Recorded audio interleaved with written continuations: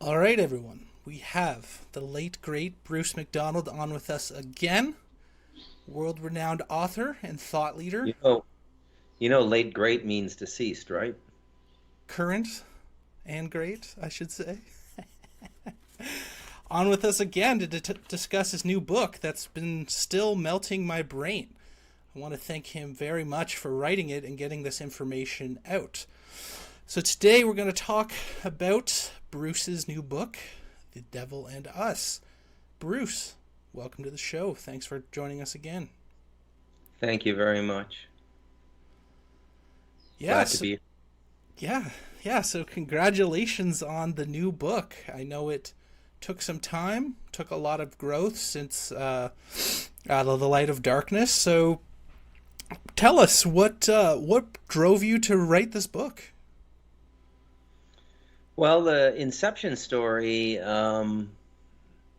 began 11 months after my father passed. And he visited me in a meditation and said, "Are you going to write a sequel to that book?" And he didn't name the book, but I kind of had a sense of what he meant. And then 3 days later, the friend that I wrote The Light of Darkness with, Robert Wiegand, called me and said, time to write a book.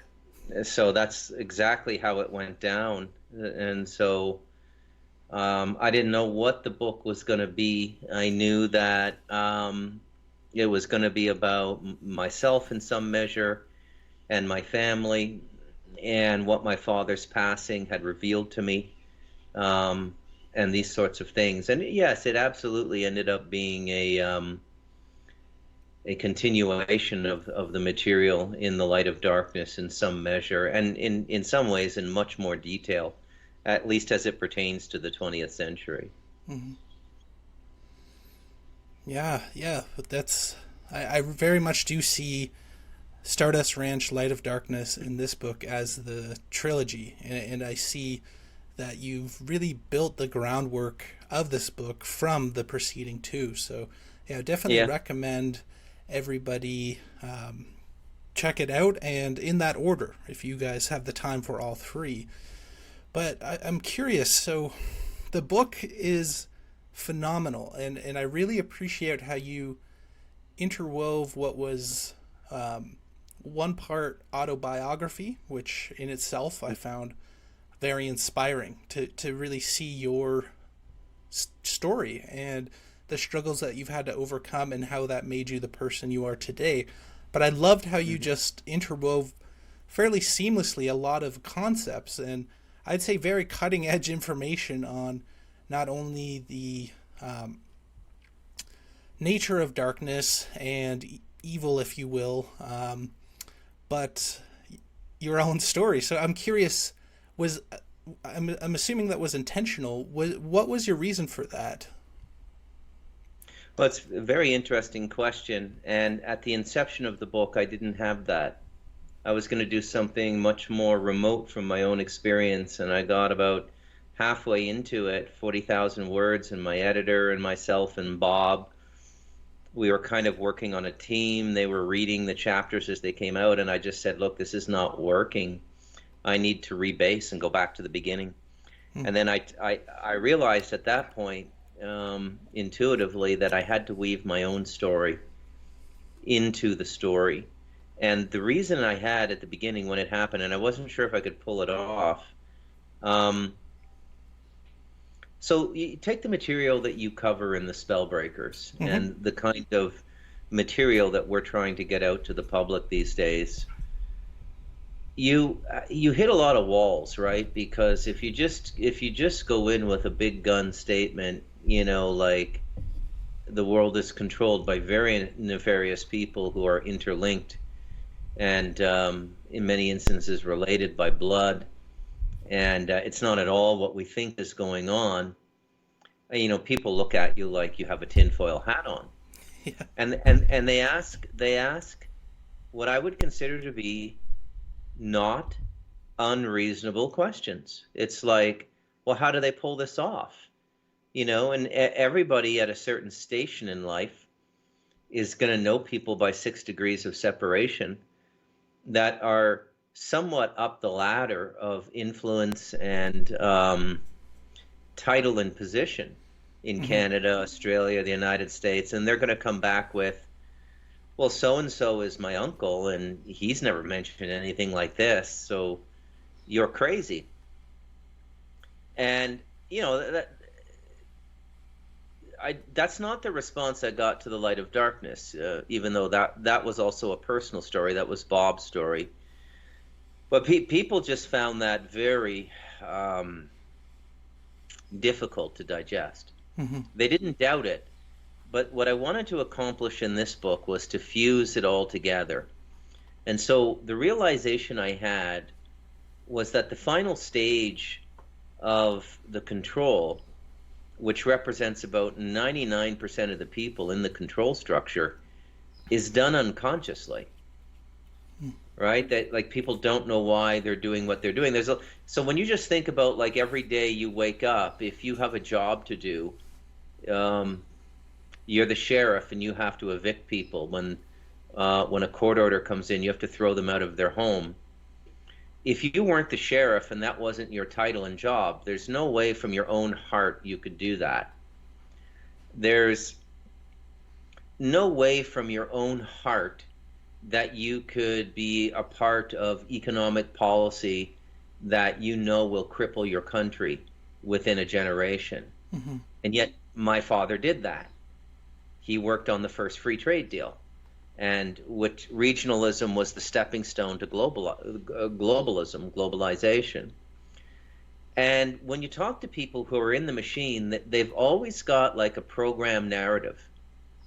And it'll be something, so in the case of free trade, it's something like, well, this will greatly enhance our economy, and it'll make goods much cheaper for people because we can import goods without a tariff. And you come back with the natural answer to that. If you understand economics, you say, well, where's the consumer base going to be if a bunch of people get put out of work because foreign companies take over doing things like auto manufacture, furniture manufacture? Seems like a pretty good deal for the rail and the shipping lines to me, but not much for anybody else. Hmm. And the way things are rolled out in our society is you never really know when they're doing it. So you're a bit young. You can't remember 1988, 1989 when the first free trade deal came in. But there were a lot of people out there, a lot of reputable journalists who were saying this is going to be a disaster for Canada. And the Mulroney government and the agents of the Mulroney government and the publicity people and the people who fight these battles in public for salary and bonus, they're part of the problem too. They're part of the conspiracy because they're just doing it for money. You can get people to do almost anything for money.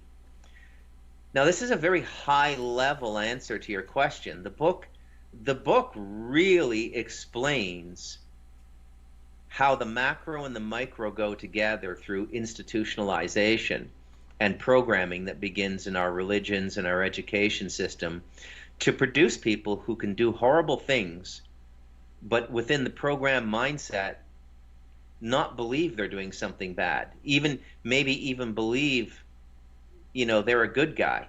Hmm. And this is what I wanted to achieve in the book. This is the case that I wanted to make, and so that's why I wanted to achieve in the public book. So that's about the societal dimension to your question. The spiritual dimension to your question is that when you come to consciousness and you come from one of these families, you realize that the people in your family are extremely spiritually bothered, Hmm. and they don't know it. The sad truth about what we call possession is 99% of the people who are possessed don't even know they're possessed. Yep. And this again is due to the incredible spiritual ignorance in our society, which I don't think it existed. Like if you go back 140 years to like 1880, I think they had much more basic spiritual comprehension of at least the third dimension and the fourth dimension. And you could see things getting into people and stuff. It was much more clear. Now, no, Yep. not at all. Not at all. And programming is a form of possession. It is a form of possession. So excessive entrainment is a cousin to possession. Even if it just stays at the level of ideology and you don't get spiritually um, hosted or taken over or occupied or bothered, you're still operating not from your heart center. And it's because you've been so heavily programmed. Institutionalization, which simply means the creation of policies, procedures, protocols, and institutions to manage every aspect of human affairs. Mm-hmm. This is how the first world runs, and much of the second world now as well. And this is why you often find yourself hanging up on a customer support call, when you're complaining about a product or something, and the person just made no sense to you, and you're just livid. That's the programming, So my own personal story goes a lot deeper than that. I come from a very cursed family, very spiritually troubled family, suicides, alcoholism, things like this. Now, if you were to look at my family from the outside in, you would think they're just a normal Canadian family. But when you scratch the surface, extremely disturbed people, very, very disturbed people. And the most disturbed was my father. And he anchored the energy to the earth. And it affected me while he was alive because there's a kind of a psychic umbilical cord between a parent and a child, and in greater or lesser degrees, depending on the genetic inheritance you get from the parent. But I was almost like a carbon copy of my father. Of his three children, I was the one most like him in every way. And so, I would sometimes have these engagements with what I can only call negative energy. It was just like, sudden rages and things like this.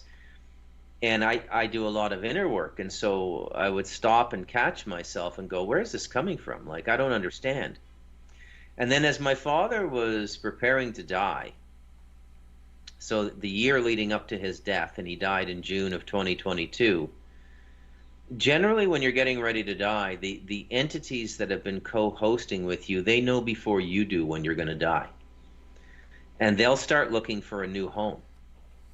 And so I was just getting wave upon wave upon wave of psychic attack during this time. And I hadn't really put it all together.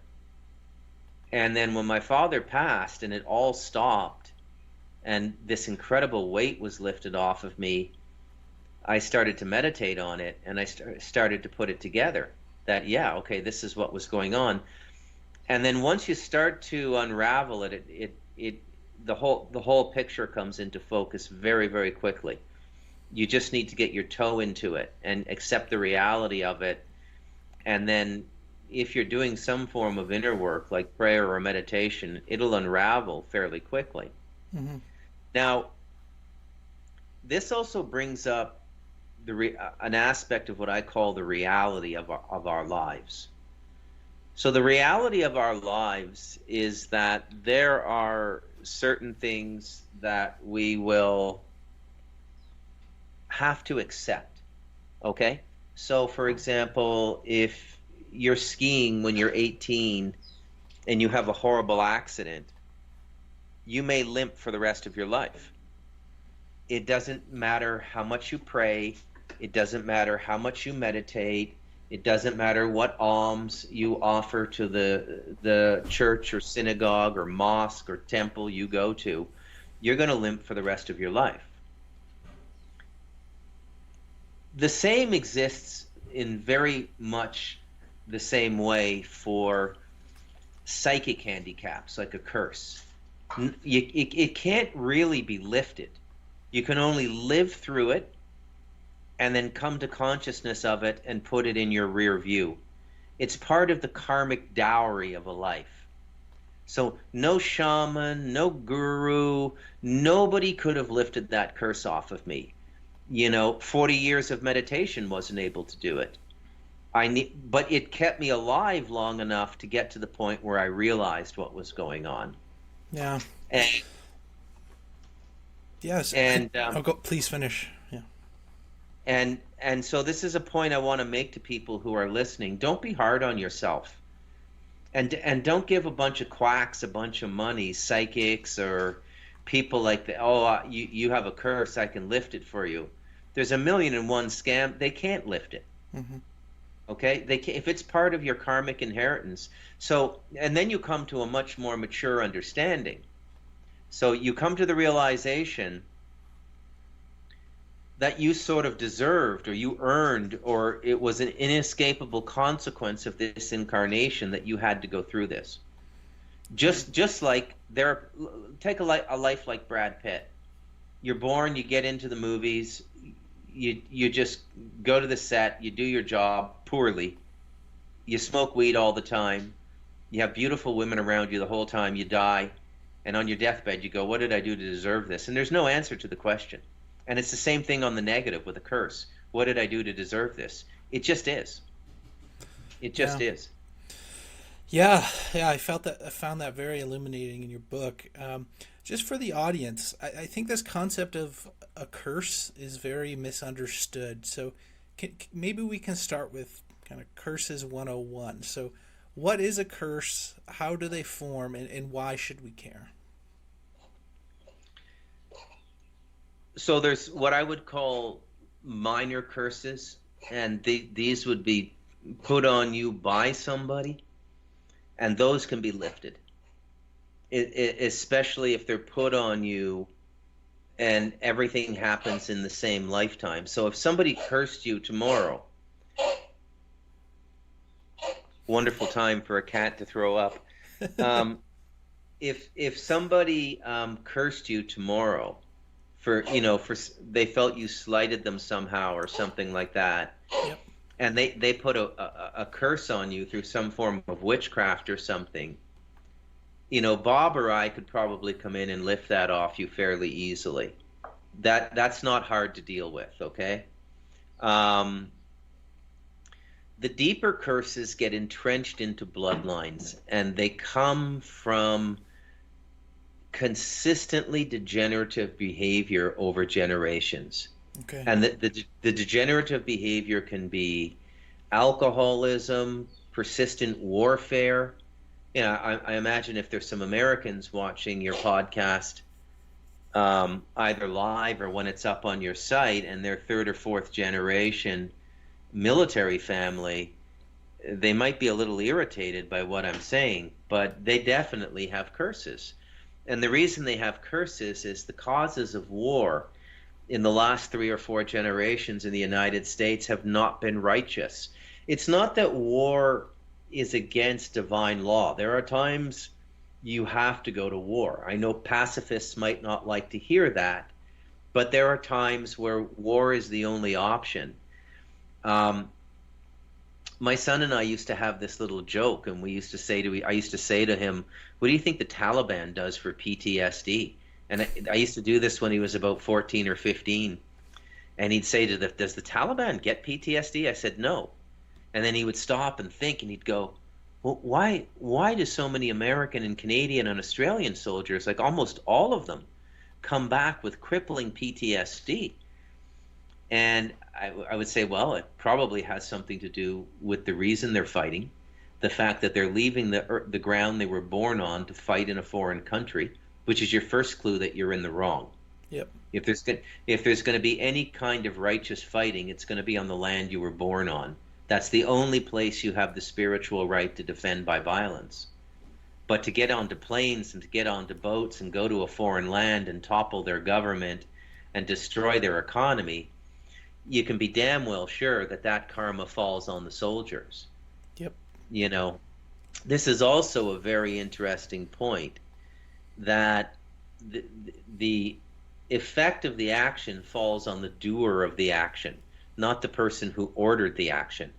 They almost become the role of the devil, where they just make a suggestion and you can take it or reject it. But if you take it, you're responsible for everything that happens. And that is in a microcosm. That military analogy I just gave you is how the whole world operates now. The medical system, the educational system, the financial system, the governmental system, everything, everything. You have policy being crafted by inner circles of people at let's use, because we're both Canadian by birth, let's use the Commonwealth language. So you've got the policy being formulated between senior deputy ministers in the whatever ministry it is, let's say fisheries, and the directives clandestinely coming from the PMO's office Yep. through the cabinet to the minister, and the minister whispers it in the ears of the deputy ministers. And when the deputy ministers go to deploy the workforce to the people under them who are going to do it, they're like, really? You want us to do this? This is going to deplete the salmon stocks in 20 years. Hey, they know what's best at the top of the ladder, man. Just do what you've been told to do. Yep. Now, when you understand that, and then you simultaneously understand the real forces that are running this world, it suddenly becomes crystal clear to you why we're in so much trouble. Yeah. Yeah, I found that concept very interesting.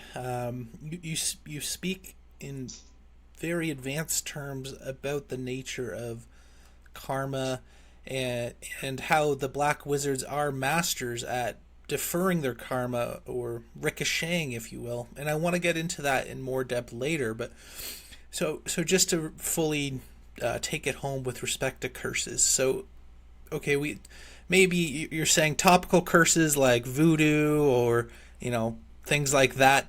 That's something that can be broken very quickly. And then you're introducing this concept of generational curses. So essentially what you're saying is, if you come from a lineage of people who have been bad actors, whether knowingly or not knowingly, you inherit that burden. It's kind of like Bruce Lee in Enter the Dragon, where his father doesn't slay the dragon before his death, so then it haunts Bruce. I love that movie. You're actually talking about the biography of Bruce Lee, in which Jason Scott Lee played Bruce Lee. Yeah. And the movie opens up in Hong Kong, and there's a dream. The father has a dream that the family demon is chasing Bruce. Yes.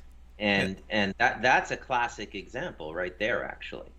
Yeah, that's it. And the Chinese, by the way, the things related to epigenetics, they don't understand perhaps the concept of epigenetics. It's a Western concept, but they understand ancestral inheritance, right? Yeah. Um, when I studied with the Sufis have an expression: every decision a man makes is going to affect the future 7 generations of his family. Wow. Yeah. So it's embedded. See, it's culturally embedded everywhere. Everybody knows these things, but if somebody throws 110 grand a year, 3 weeks vacation, and a guaranteed pension in front of you, you'd be amazed how quickly people's values go away. You go back to the old myth about Robert Johnson selling his soul at the crossroads to be a brilliant blues guitarist. And I say jokingly to people now, the price of a soul now is a guaranteed salary and pension, and that's it. And civil service work, which is about 4 hours of work a week, Yeah. and 36 hours of socialization. Wow.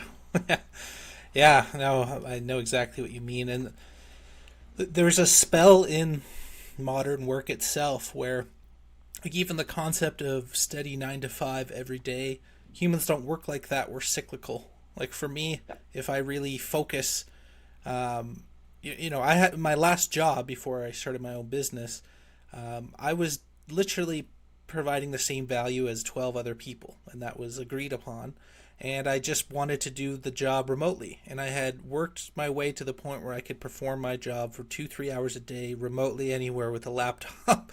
And I simply wanted the freedom or permission to work remotely. But psychologically, there is a deep rooted spell where if you really pull back a lot of the layers, it is a form of modern slavery. It was slavery Yeah, with six figures. It was slavery working in a swanky office with lots of perks, but yeah, nonetheless, just the mindset they had towards me. I wasn't just somebody who was a member of a team. It was like they kind of owned me, and it felt like yeah, almost like a spiritual trap.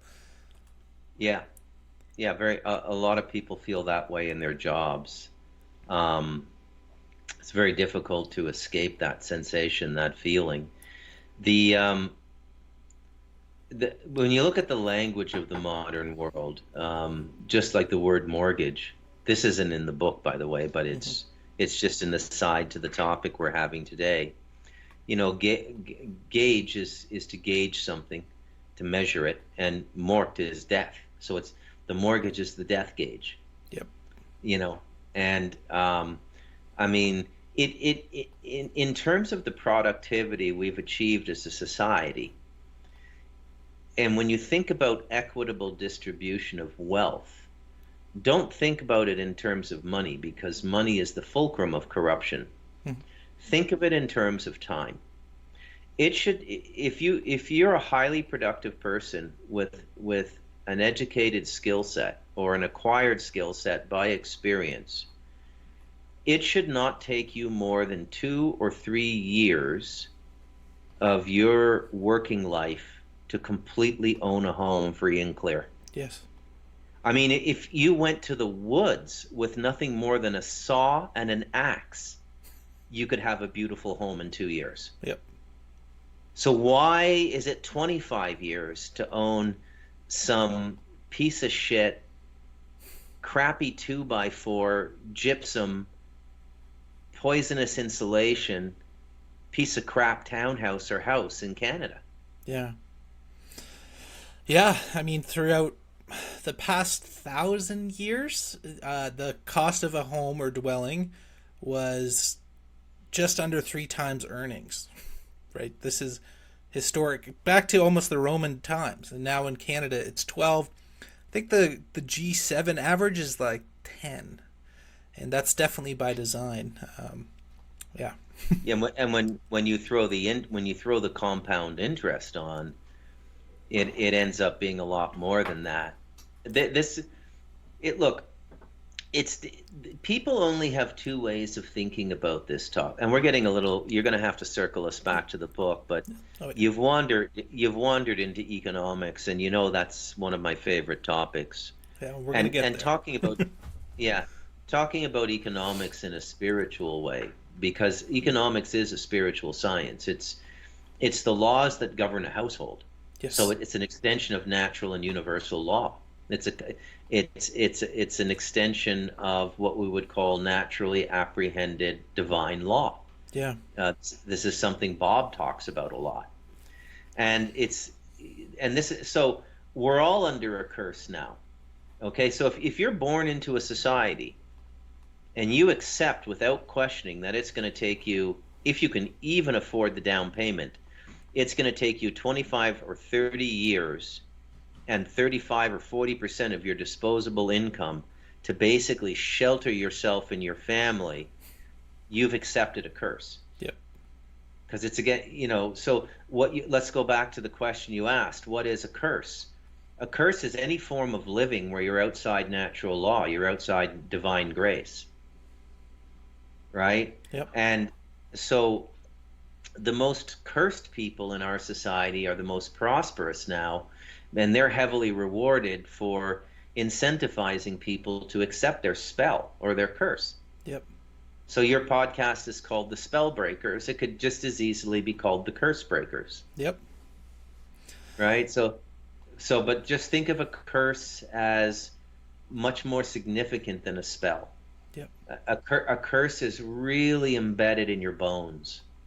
Okay?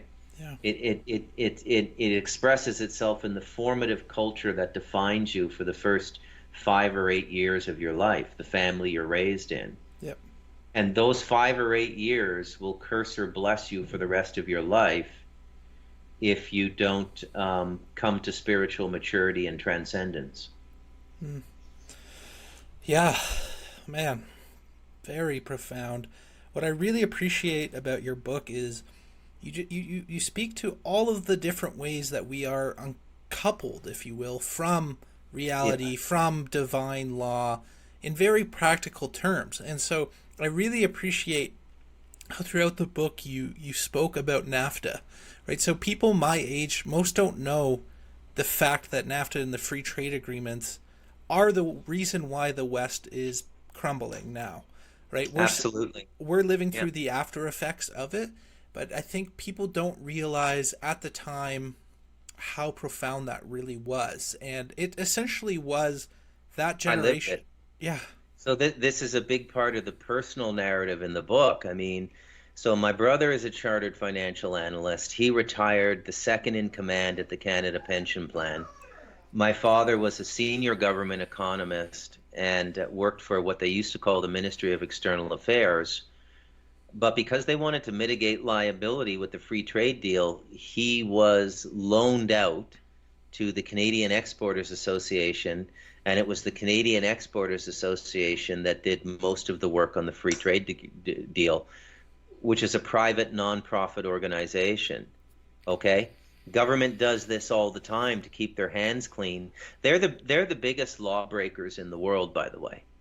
Yep. You know how it's illegal for you and I to go out in public with a mask on? You're not allowed to camouflage yourself deliberately. I Yeah. mean, if you're wearing a balaclava because it's minus 40, the police are going to leave you alone. But if you just started walking around on an August night with your face covered, the police would pull you over because it's actually illegal to do that. Hmm. Okay? So, but when you study government, they're constantly camouflaging themselves, constantly raking their footprints in the sand, and constantly erasing all traces of their activity. Yep. People don't really understand this about government, but that's what they do. It's despicable. Yeah. Yeah. And and there's so many layers to what you just said there. Even kind of surface level throughout COVID, I would see in real time they were updating all of their websites. And Yeah. they had like a, not, it wasn't a charter, but essentially they outlined Canadians' charter rights with respect to health, and they said many things in there about your rights to have or not have treatments in full disclosure. They just took them out. And so I see that throughout many different areas, and what you're saying is very profound because at all levels they're rewriting history constantly.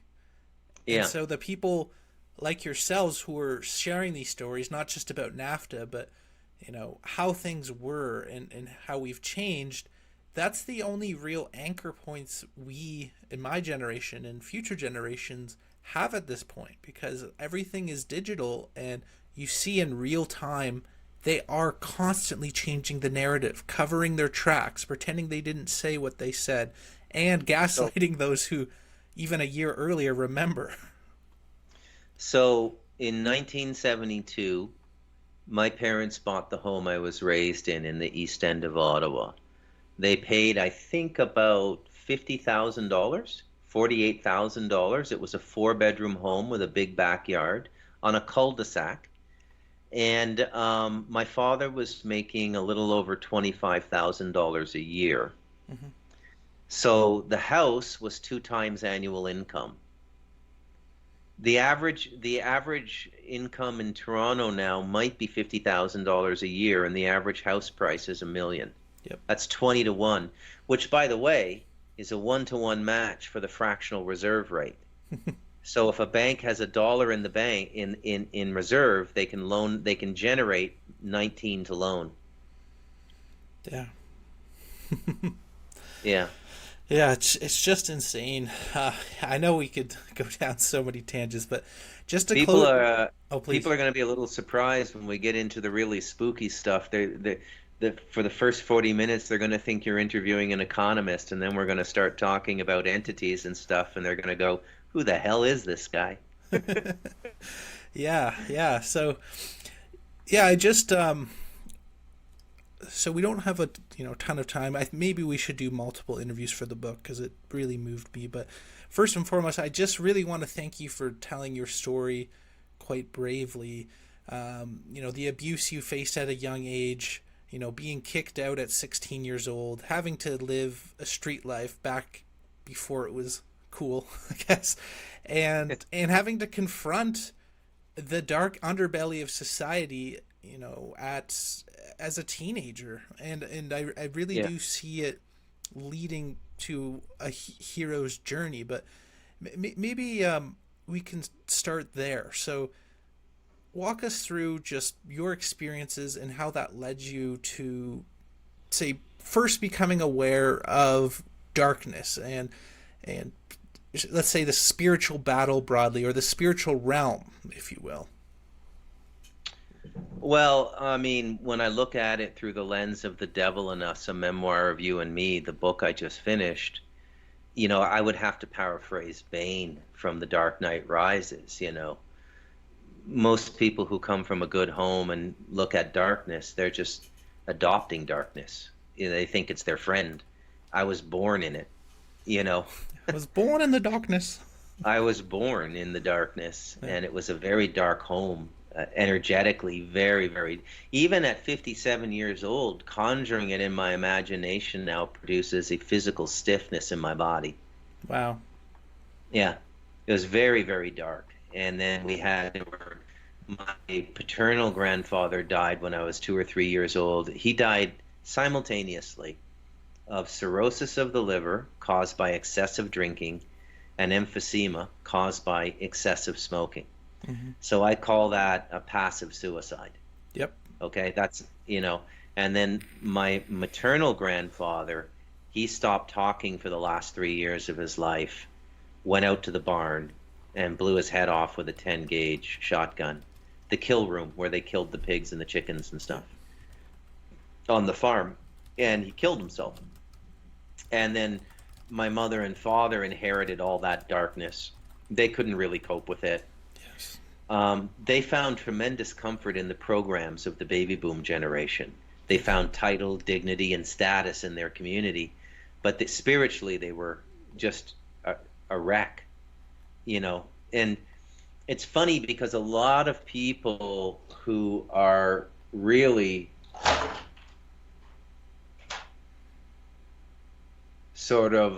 that was extremely weird. A lot of people who present well are really messed up. Yes. Okay, this is the truth of our society. Like, the people who sell us stuff, like these Hollywood stars, they're used in advertisements. You want to sell a Gucci suit, you put Chris Hemsworth in it. Yeah.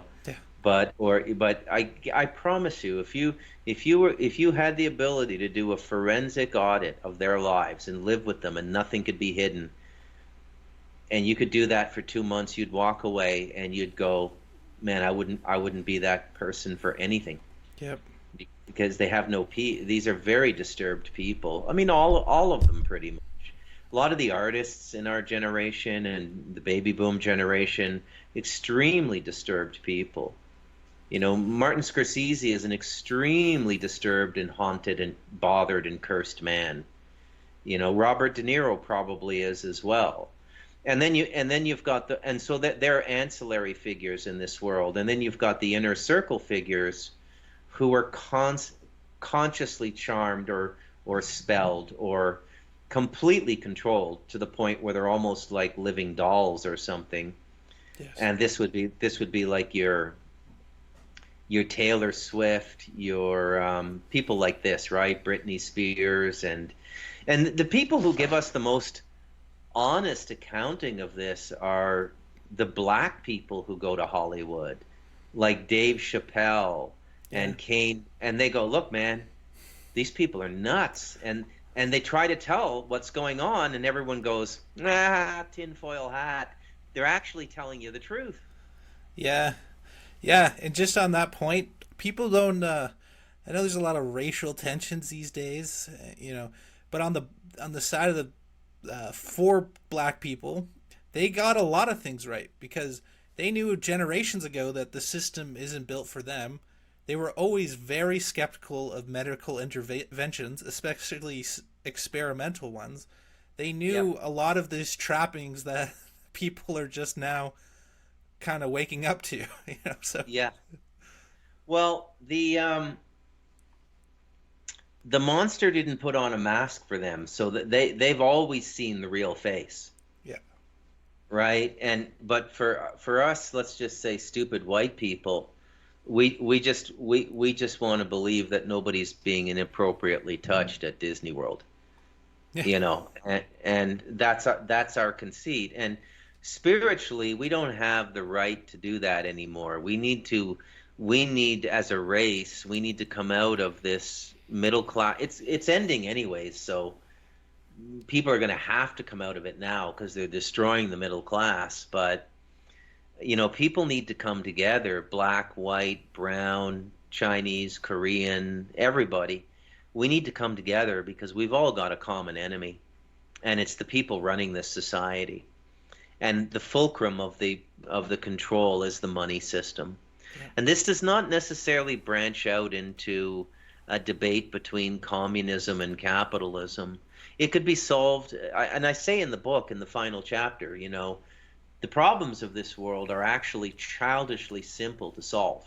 yeah, We just don't we don't have access to people who will change them for us, yeah, because everybody who gets into political process is completely compromised by the time they get there.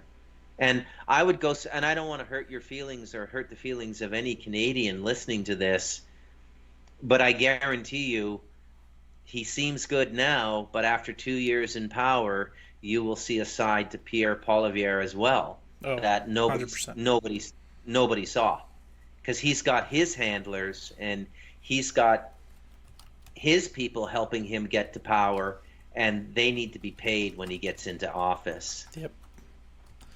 Yeah, and I think a lot of people. I mean, Pierre's obviously a shill. There's no question there. Internally, what I always wonder about though is how many of them actually do start off well-meaning, and the actual nature of the system is such that you literally can't affect change. Versus these people are just literally all in the same club from day one, just ready to go. Well, I would say that you would know early on.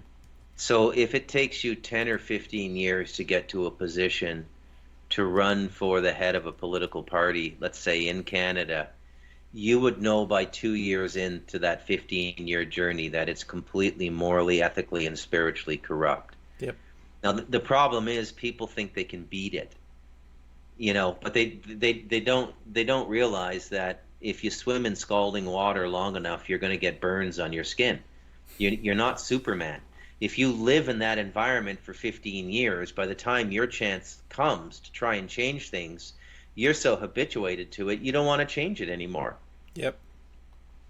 So it's almost like it has to all be burned down and rebuilt. Yeah. And I know that sounds a little anarchistic, but I don't see any way to change it, right? I mean, the whistleblower laws are so severe now. I mean, if you come to, most of the people who come to knowledge are about three-quarters or four-fifths the way up a ministry or a department, whether it be the State Department in Washington or the Ministry of Fisheries, to use that example again in Canada. They know everything's a lie and it's complete horseshit, but what are they going to do? It's like, look at the plight of a medical student. By the time you're done your residency and you're ready to practice, you've been in school for 9 years. You probably have $250,000 in debt. What are you going to say? Medicine is completely corrupt. I'm going to go pour slushies at 7-Eleven. They this is how they get you. It's like fly paper. You step on it, you get stuck on it, and you can't get out. Yep. If you want to get out, you have to do it in no half measure. You have to do what you did. Move to rural Alberta, or do what I did and move to rural Costa Rica. Build your own home, own it outright. Don't allow any circumstance in your life that could have you removed from your home. Yep. And once you have that stability, then you can begin operating effectively in the world, Yeah. right? But you can't until you have that. So all the people who would listen to this interview, who really know that we're telling the truth by experience, they're probably quietly cheering us on, but they'll wake up tomorrow, get on the transit system, show up at their $140,000 a year job, and not say anything. Or, best case scenario, hope somebody else does something about it. And if they start a revolution in the ministry or the department, they'll join in. Yep. But it's a completely locked down. It's almost like a prison structure now. It's completely locked down. You can't rebel, I know. right? When I left the city, I was half waiting for like some guards on the outskirts. This is during the Yeah. COVID lockdown madness, just to be like, "Sorry, sir, can't let you leave." Like I left in the middle of the night, like 1 a.m. in a snowstorm. I'm like, just get out of here. And yeah, luckily I didn't stop. But yeah, I really appreciate that perspective, and that sure, I'm sure in any environment, right, a spiritually adept person can find their center and find God, right? However, I think there's a lot of wisdom in having to create the environment around you to really get to that next level. I've heard you say that with respect to how you wrote this book. If you had not been where you are, you wouldn't have been able to write it. And I feel the same where and how I live today, living a much simpler life, a lot more rooted in nature and seasonality and just peace and calm, has enabled Yeah. me to really open up my mind and really grow in a way spiritually I don't think would have been possible in the city. So, yeah, would that be kind of your, I guess, call to come out of the city for others, in that those are the benefits? Or what would you say to somebody who is currently in the city, you know, is along the path, but maybe feels that the city itself might be a limiting factor for them? Well, I would say nothing. They have to come to it themselves, Yeah. right? It has to come from the inside out. I mean, indirectly, I'm saying it all in this interview. I've said it all in the book, Yep. The Devil in Us, a memoir of you and me.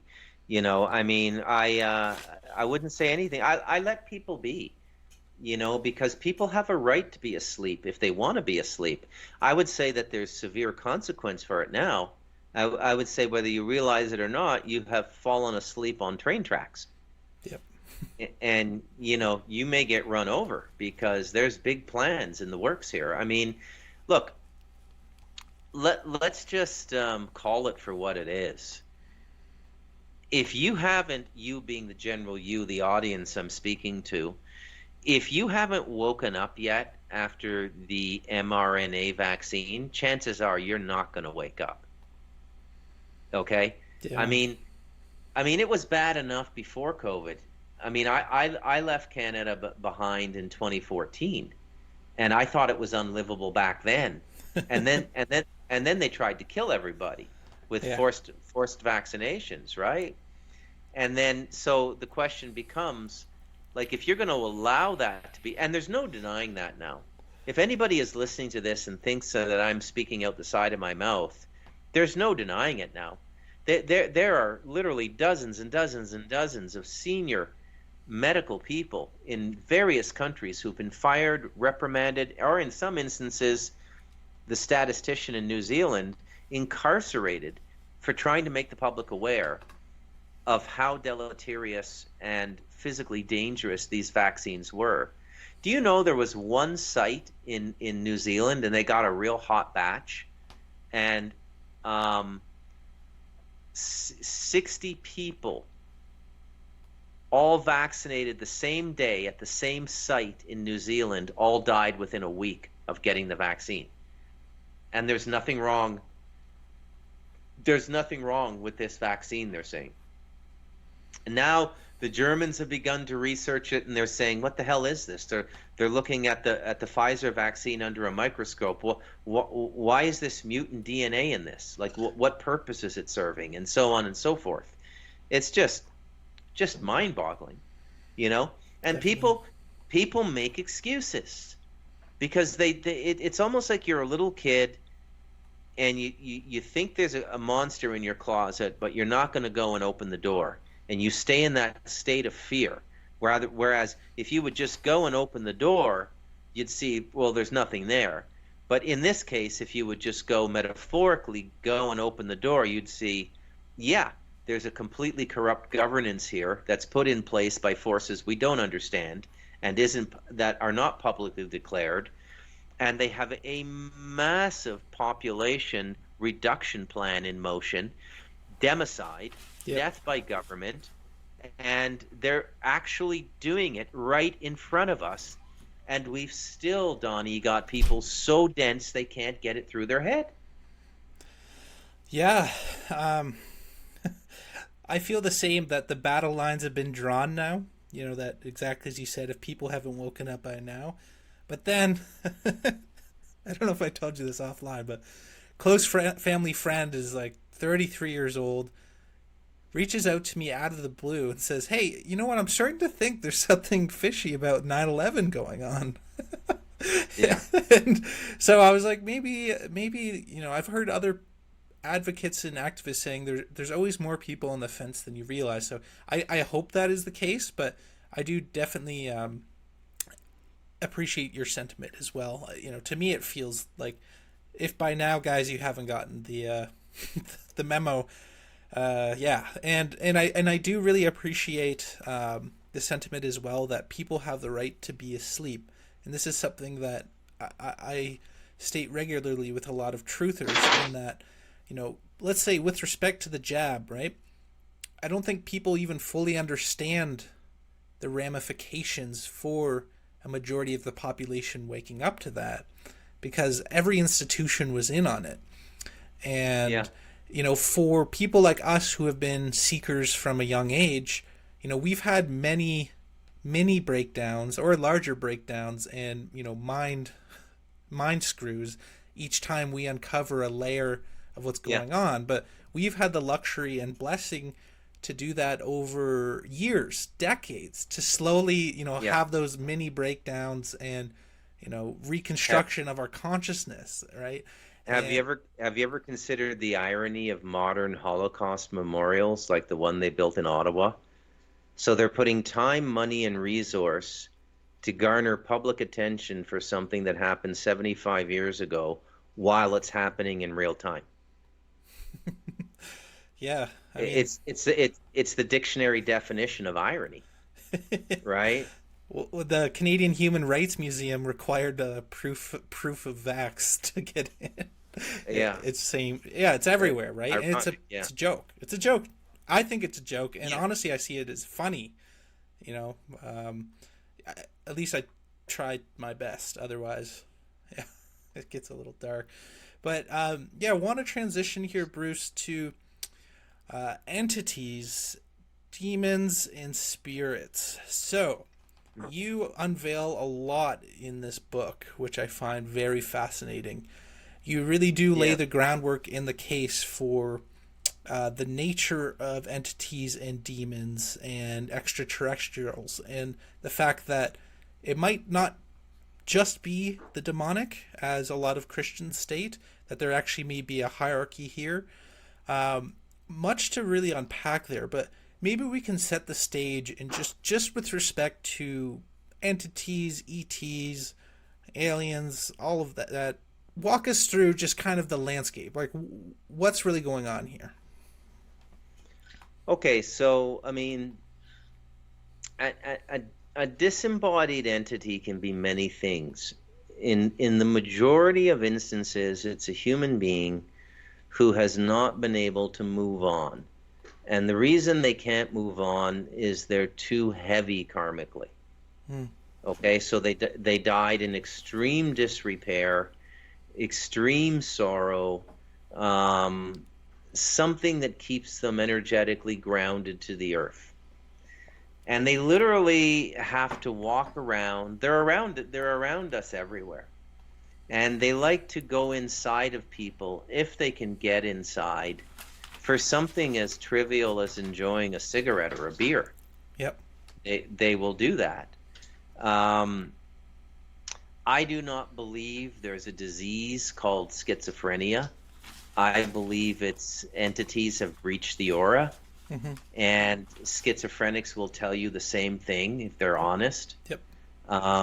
And so there's a classic example of a $250,000-$300,000 a year titled class, psychiatry, being completely out of the loop in an economy that only the participants understand what's really going on, and the expert has no clue. Okay, it's like taking someone from the psychiatrist treating schizophrenia is like grabbing somebody from Jamaica to train the Canadian junior hockey team, Yeah. right? The dude from Jamaica's never seen an ice rink before. Yeah. And this there is no, if you go to the American Diagnostic Manual, there's no definition of schizophrenia. You get diagnosed with schizophrenia if you tell the doctor you have schizophrenia. Yes. What are your symptoms? Well, I hear voices in my head. Okay, it's schizophrenia. And then they give you these drugs, and they say that these drugs are to moderate your brain chemistry. There Hmm. is nowhere in all of medicine a test to measure the chemistry of a brain. They don't. Correct. That's just like pure word salad. They literally do not understand the chemistry of the human brain. Yep. So why would they be injecting chemicals into it to change it? You know? And the word pharmacy, I mean, pharmacy is really one of the main weapons in the modern world. Yep. And it goes, the Greek word is pharmakia, Yep. which means sorcery. Um, so it just gets worse and worse and worse and worse. And again, it's not and in the case of psychiatry, that is one area where you see the karmic consequence upon the. I cannot believe what my cats are doing here. They never do this. It's like they don't want me to do this interview. That's one area where you do see the karmic consequence right away. Like the vast majority of psychiatrists go completely insane. Their suicide rate is through the roof. Be right back. See, guys, entities are real. They're trying to take down the stream right now. No, that's fine. Their suicide rate is through the roof. And the titled person always speaks with the authority of title, but a complete of spiritual authority. Yep. Okay, and the same concept when you look at the spiritual world now. If you see a robe, if you see wooden beads around their neck, if you see a beard grown out, if you see funny headgear, turn around and run. Yeah. Okay? The people who understand what's going on spiritually in this world now they're not getting paid for it. They're not titled. They don't get to live in a church or a monastery or a synagogue. They don't get a pension. It's extremely frustrating when you think about it. Let's go to education, okay? Education is an example of a deformed personality being attracted to a profession. I got to be careful with my language here. I don't want to be hyperbolic. Many of the people drawn to education now are extremely angry and actually want to inflict harm on the next generation psychologically. Okay? So all you got to do is go and look at the TikTok account, Libs of TikTok, and they're Yeah. all teachers.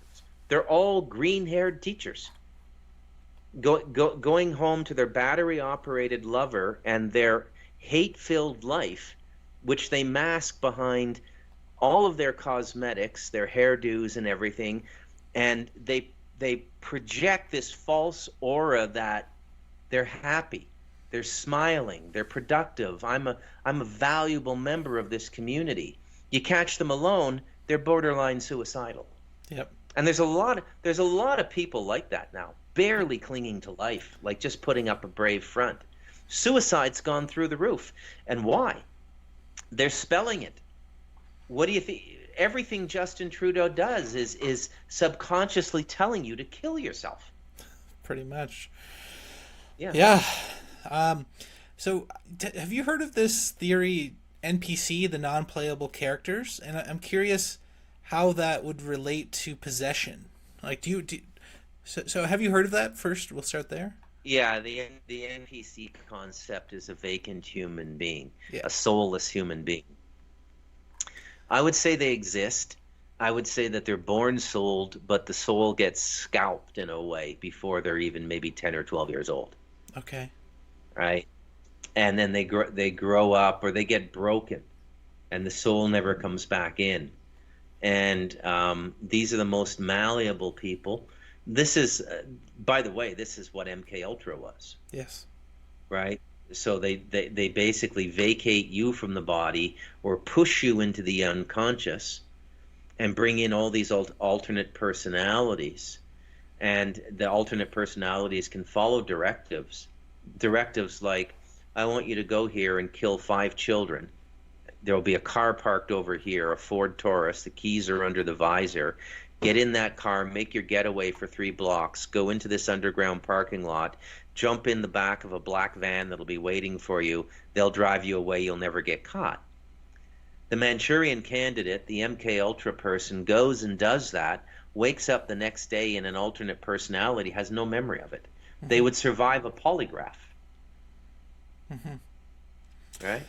Boy, this is getting really dark. I didn't want it to go this dark, but I know, but great segue to the concept that you've introduced in this book that I think is invaluable is this idea that you need hold, to. hold on, hold on, hold on. Oh, Your entity, that did I answer that question robustly enough for you? Like entities, demons. I don't think I spent enough time on that. So demons can be created. Okay, so the classical theology, the fallen angel stuff is nonsense. mm-hmm. Okay, that's all coming from the Kabbalists, the fallen world, rebuild the firmament. It's a bunch of horse shit. Okay, and coincidentally, the Jews were given control over the demonic realm through the Lesser Keys of Solomon. So you can, in the incarnational systems, you can incarnate as a demon. If you have a really bad human life, you may get a demonic incarnation. You may have to be a demon for X number of thousands of years, which is an extremely unpleasant life. That's why they're always looking for somewhere else to go, right? So I answered to you, what are a lot of the entities? And then what are the extraterrestrials was the other dimension of your question I didn't get around. So basically, you have to understand the world dimensionally. So in the physical world, we have certain things that can appear based on certain paradigms. Okay. So one of the paradigms I often refer comes from the Taoist teachings, and they say that the final stage of evolution on this planet is a mammalian class that so mammal meaning living on land, and a spine and 7 orifices above the neck, which is the mouth, 2 nostrils, 2 eyes, and 2 ears. 7 holes or 7 orifices above the neck. Mm-hmm. This is the final stage of evolution on this planet. And the apex of that evolution is the bipedal sentient human being. So this is the physical realm. Now, when you go to the astral, what happens is the geography changes tremendously. Okay? So you're not just dealing with things that you would have originated on this earth. You're dealing with things that could very easily be coming from somewhere else. Do Yep. you understand? Yep. Okay? Now, how would they find their way here? Why would they be attracted to this place?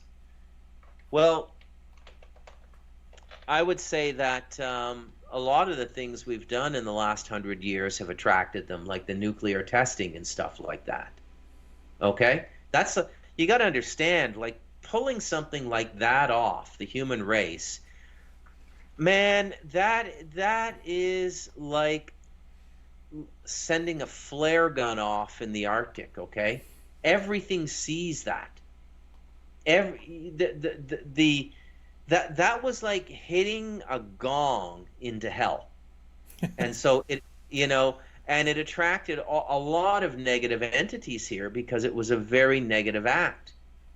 And I believe this is just me speaking from my heart and my intuition. I've never read this anywhere or anything.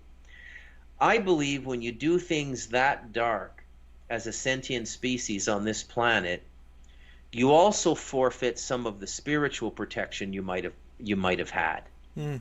So when we go to these, let's call them extraterrestrial entities, but they're not necessarily physical. They're usually on the astral. If they can come here and bother us and abduct us and do all these things now, why can they do it now?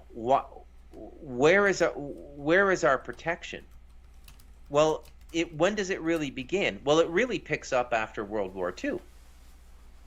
This is, the modern UFO movement really begins with Roswell. Yep.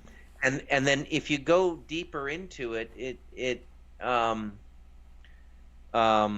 begins with the tall grays, the Zeta Reticulans meeting with Eisenhower. Okay? So why are they here? Why at that point in our timeline are they here? Well, we answer that quite definitively, don't we? In The Devil in Us, in the 1947 chapter, and I referenced the book Interview with an Alien, that they captured a live alien at the Roswell crash, and the interviews or the transcripts of those interviews were published in like 2008, and they had been kept by the secretary at Roswell who did the interviews, and she was chosen because the extraterrestrial being actually chose her as the one that the being would communicate with. And they pretty much tell you, what's going on this planet, why they came, and so on and so forth. So you've got entities, you've got demons. Now, demons are part of the spiritual hierarchy, and it's kind of like a service role on the negative side, because this reality needs enforcers, it needs collectors, it needs all of those things because we're stupid and we sometimes need to be forced to do things. Mm-hmm. And the non-physical world, they have agents of force that you don't want to meet. But if you do meet them, you probably did something to bring them into your life. Figure out what that is. So entities, the dead human beings, demons, extraterrestrials, that's about the whole gamut right there. That's about the whole thing right there. I mean, we could go another 10 hours on any one of those three things. Yeah. So I'm just going to have to cut myself off right there. Yeah, well, thanks. I think you did a really good job laying out the landscape, and I really do like the position there. So I know, the Eisenhower story, that the Greys came in, and a lot of people say it was kicked off by, the nuclear bombs. But you also do state that some of these entities are very much, like we're talking the beginning of time, they might even predate humans, right? So Yeah. do you think there was a quickening done? Do you think this is cyclical in terms of, say, the degree of which we see demonic and alien interference, or do you think this was we're unprecedented here? I think we've probably been through cycles like this in the past. I think this particular one we're going through now is more definitive than any of the ones in the past. I think that the future of this species is on the line.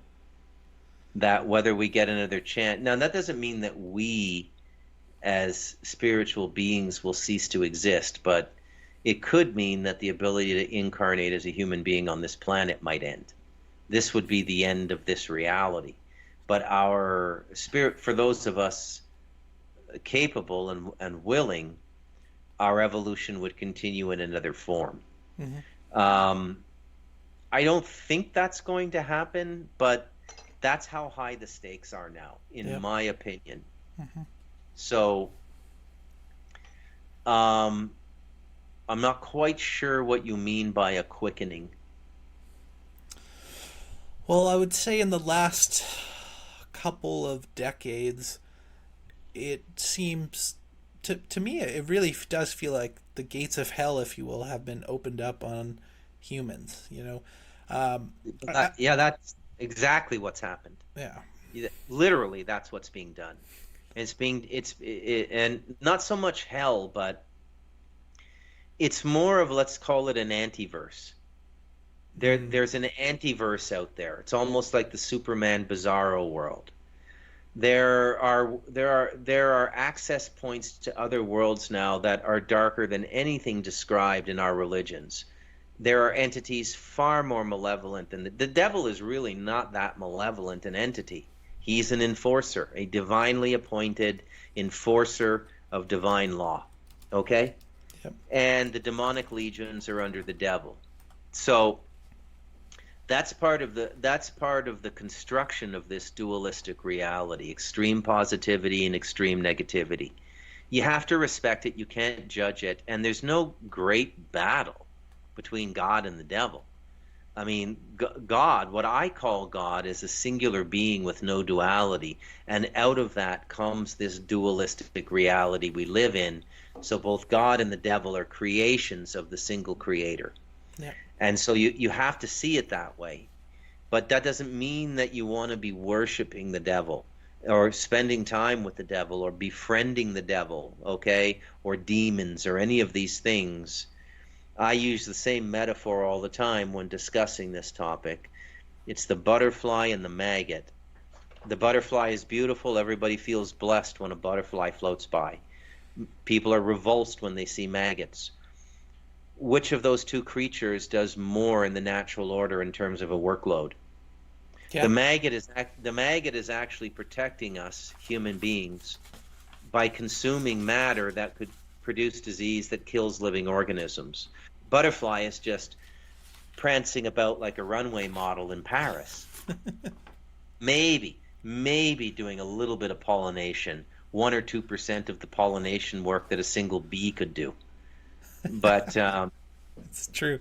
well, we love a butterfly and hate a maggot. Now, you wouldn't go and touch a maggot, okay? You don't want to befriend a maggot. So this is the metaphor is demons and Satan, right? But at the same time, you wouldn't want to live in a reality that maggots didn't exist, because if the work they're doing stopped, this reality would break down.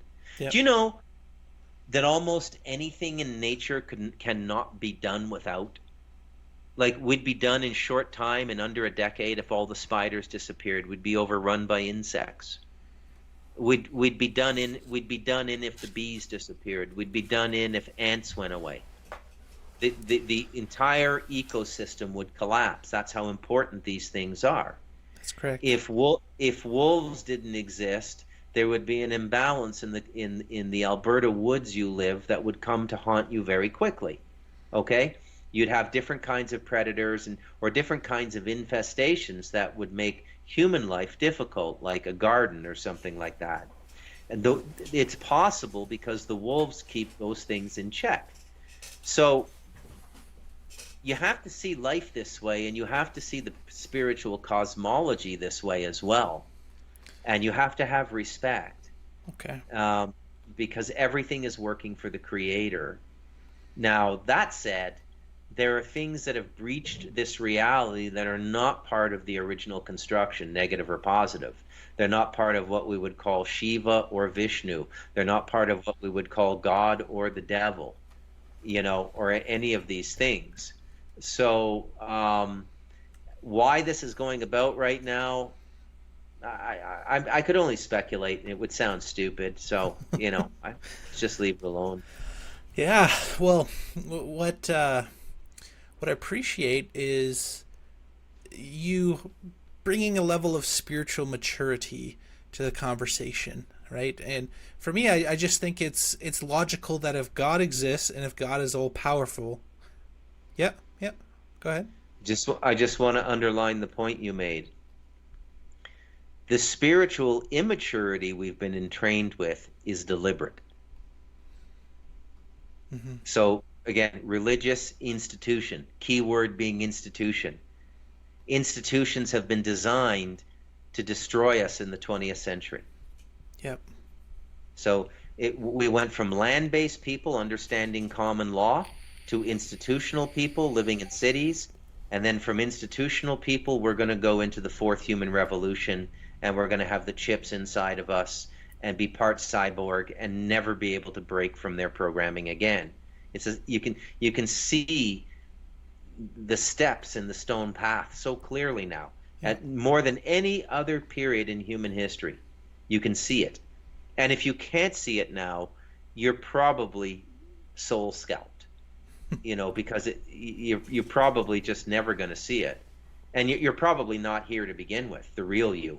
You're just a body that keeps living. So, Yeah. Very well said. Yeah. And so on the topic of uh, demons and entities, so you just basically stated comparing them to cockroaches, right? The cleanup crew. yeah. Maybe let's dive into that a little bit more. What are the functions of demons and, let's say, dark entities?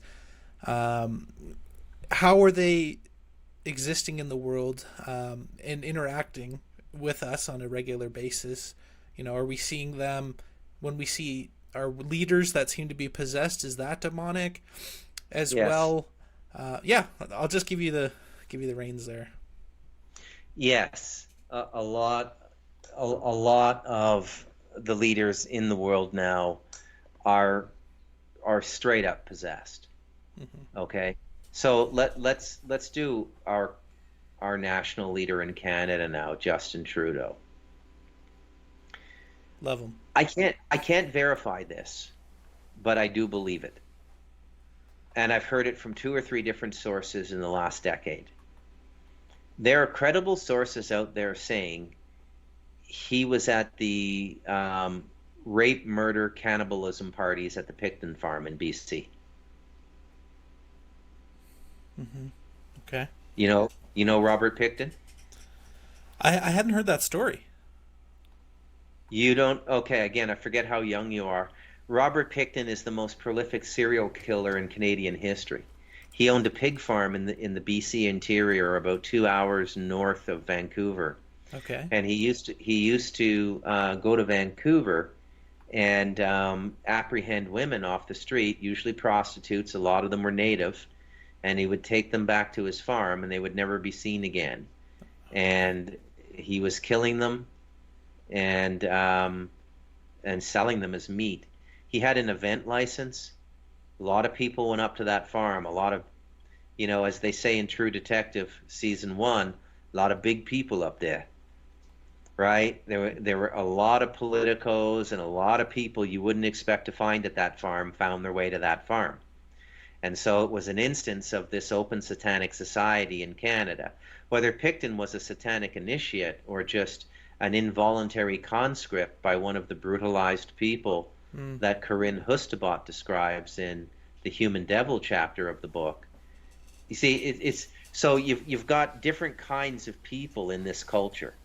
You've got people who've just been knocked down to nothing in terms of self-awareness, Yep. as Corinne Hustebot says, operating from their head and their genitals with no heart. And this is your standard psychopath. Yep. And the actual human devil, so we're really referencing the book now, folks. There's a chapter called The Human Devil, and it largely pivots off of the work of a woman named Corinne Hustebot, who is 67 years old. She lives in Belgium, and she's one of the top criminal profilers in the world for child murderers. And one of the few people that these people, once caught, will communicate with in an interview. The psychiatrists can't get anything out of them. Corinne can go in and get them talking for 5 or 6 hours. She's an incredible resource. And the difference is, she said she's able to do it because she finds the child in the center that's been asleep there for 40 years, that went to sleep because of an extremely traumatic childhood. And she finds the child, and then once she finds and recognizes the child, the serial killer animates. It's almost like a spiritual reanimation, because that part of them was dormant. And then they'll fully and freely communicate with her. Now that's stage one of the psychopath. Stage two is you get possessed. Corinne describes that perfectly in an interview in an old stone prison in northern France, in 2 hours outside of Paris or something like that. Real Hannibal Lecter set up, like a 200-year-old stone prison. Mm-hmm. She goes to interview this guy, and in the course of the interview, his eyes go entirely black. And I don't just mean the pupil extending to the diameter of the iris. I mean no white left in the eyes went completely black. Okay? And his personality changed completely. And so she, with her own eyes, she saw a human being possessed in front of her. You see, the possession comes and goes, you know. And again, I sometimes wonder, like when you look back at movies like The Exorcist, at this stage of my evolution and understanding, I'm actually wondering, are they gaming us and misdirecting us with a movie like that by so profoundly misrepresenting how possession really happens and how it really works? Like I said, I say this all the time. 99% of the people who are possessed will never know they're possessed. Mm-hmm. It's that subtle. Okay? Now, if we were living in environments that were like 150 years ago, where you're in nature all the time, you'd figure it out. But it's much more difficult to figure out with so many distractions. You know, the modern condo living and all of these sorts of things, right? So, and then the third stage of the evolution after possession is conscious possession, or conscious commingling, spiritual commingling.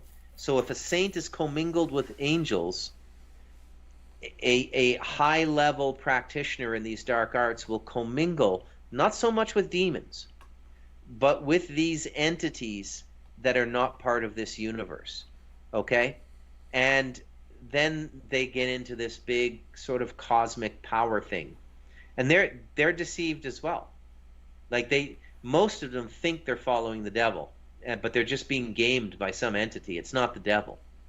So in my opinion, like nobody can say these things definitively, but in my opinion, and if you do take the time to read The Devil in Us, you may come to a higher regard for my opinion, you know, because it's a very well thought out, well presented case about what's going on in the world, economically, socially, spiritually, everything, and why we're in the state that we're in now. Hence the title, The Devil and Us, a memoir of you and me. Yeah. So Corinne Hustebot is the perfect answer to your question about the possession aspect of it, and the different kinds of people that find their way into this murderous subculture. So Marc Dutroux in Belgium, he may not have been possessed. He may have been a very, very disturbed individual, the product of a very disturbed upbringing, who then is used by the ritualists, the possessed people, to go out and get the children for them. Okay, and so even in this satanic world, you almost see the bureaucratic division between the order giver and the order taker, right? just like the karma for the vaccine is not directly on Justin Trudeau. It's on the doctors and nurses who actually applied it. Okay? He just gave the order. But you're free to reject the order. It's the person who does the action who assumes the liability for it.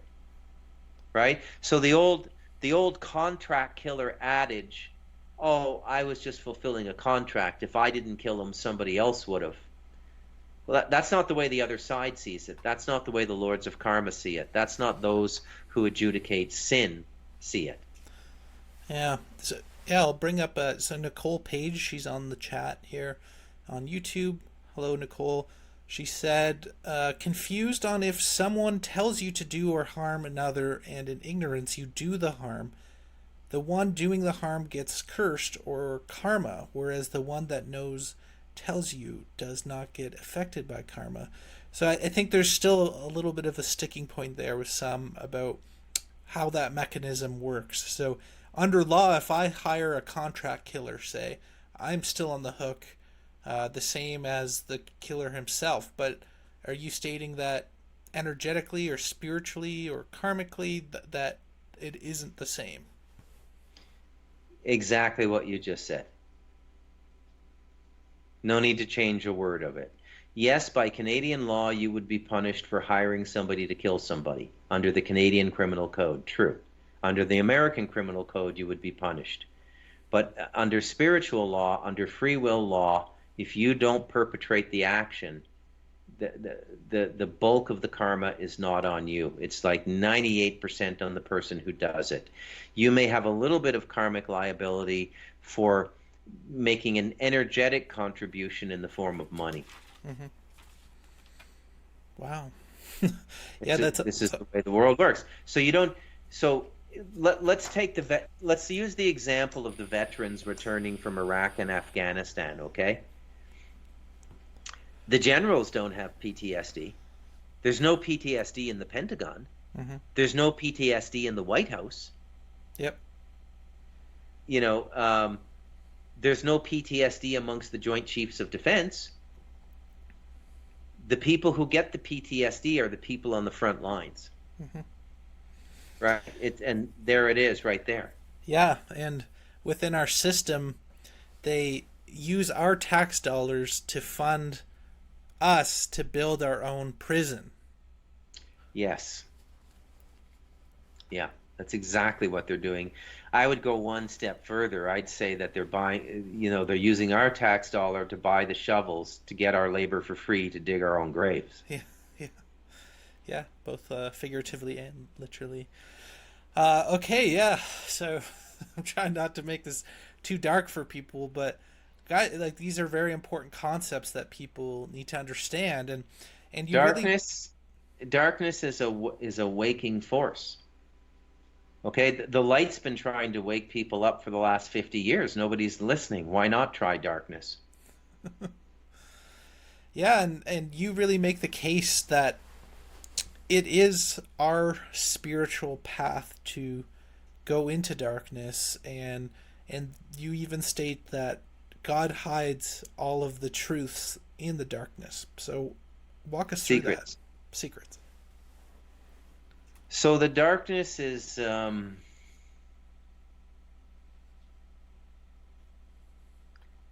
embryonic force. It's almost like being in the womb of life. It's a very comfortable place, the darkness. People don't understand what darkness is. It's you can live in darkness and be very, very, very comfortable. And you don't have to do evil just because you're living in darkness. There's no inherent evil in darkness. The language is all wrong. Darkness is really just unawakened light. It's light in another form. Everything at the end of the day in this creation is a form of light, because the Creator only has two modes of construction, sound and light. Those are the only two things that the Prime Creator can create with. And this is all the realities. Okay, so this is the physical, the astral, the causal, the mental, anywhere construction or things are coming together energetically, bound together. It's being done with a combination of light and sound. Darkness, therefore, has to be a form of light. It's just that when we perceive it from the human perspective, we don't see the light in it. But that's because the light isn't on inside of us. Once the lamp is lit inside of us, you can go into darkness and you will illuminate it as you walk through it. And as you illuminate it, then you will see all the things that are in darkness. Mm, I see. And what's interesting is you actually differentiate the like demons and the darkness generally from what we see as like anti-human, almost anti-universe type behavior that our rulers seem to be possessed by. Yeah, there are players involved in the human game now that are not part of the original construction. Okay? So, and again, I really am not quite sure why they're here. I would say maybe in some ways it's our behavior. Um, but there are things now that are working with human beings that, I mean, all you have to do, there's a number of YouTube channels now that do nothing but interview people who were raised in multi-generational satanic homes. Yep. And all you got to do is watch a few of them. I spoke to people like this writing this book. I spoke to Corinne, set up the interviews. I didn't use much of that stuff in the book. It's really dark and doesn't the book says everything it needs to say without those stories. Suffice it to say, it's extremely dark. And oftentimes, when these people, usually as children, are put into these rituals, at a certain point at the pitch of negativity and depravity in the ritual, which may involve a human sacrifice, a child sacrifice, the entities will appear. And they're just uniformly described by these people who are generally adults now being interviewed, talking about things that happened to them 20, 25 years in the past when they were prepubescent. And they will describe these entities as just very, very dark. And when they come into the sphere of the physical vibration of the earth, through the vibrational portal created by the ritual, they can come in and be seen and be known. Doesn't mean they're physically there, but they can come in and be seen. Oh, this is a lot of magic, by the way. Okay? So when you manifest or you conjure something, doesn't necessarily mean it's physically there. Even though 30, 40 people in the ritual will see the same thing, and if they were all interviewed by a homicide detective, they would all describe the same thing. And if somebody who doesn't understand what was going on, like the homicide detective, tried to relay the information, they would say something was physically there. But it's just because they don't understand how it works. Mm-hmm. They say that when you get close to these dark entities, the number one feeling you have is unlimited power. Like at first you're afraid, and then the fear sort of ramps up to this frequency where you feel this sort of insane power. Like you could do anything. Anything. Okay? And that's what darkness feels like. Doesn't mean you will do anything. Okay? It just, but, and darkness itself doesn't necessarily promote evil in human beings. Human beings use the energy of darkness to manifest their own dormant evil. The darkness doesn't do it. The devil doesn't do it. The demons don't do it. Those entities that are showing up in the rituals are there for the energy exchange that we described earlier. That's a different form of energy exchange. It's not a blood exchange. It's more of a psychic energy that they're given. It's the fear, the terror, the sort of light and energy lifting right out of the body and going out and feeding this dark entity.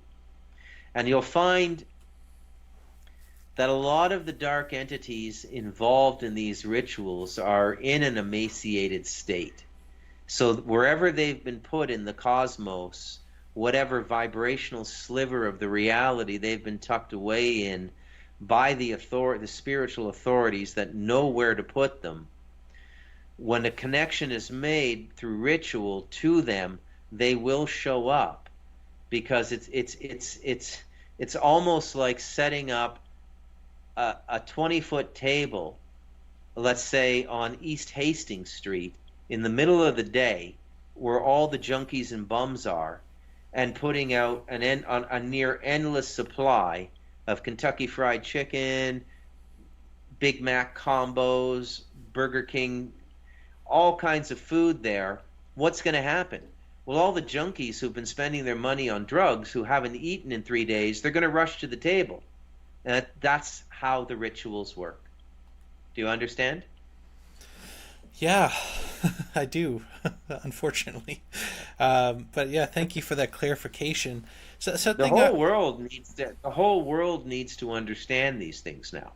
yeah, We can't, like I said, the time, if we don't face the first stage in facing it is mentally engaging it. I'm not trying to horrify people.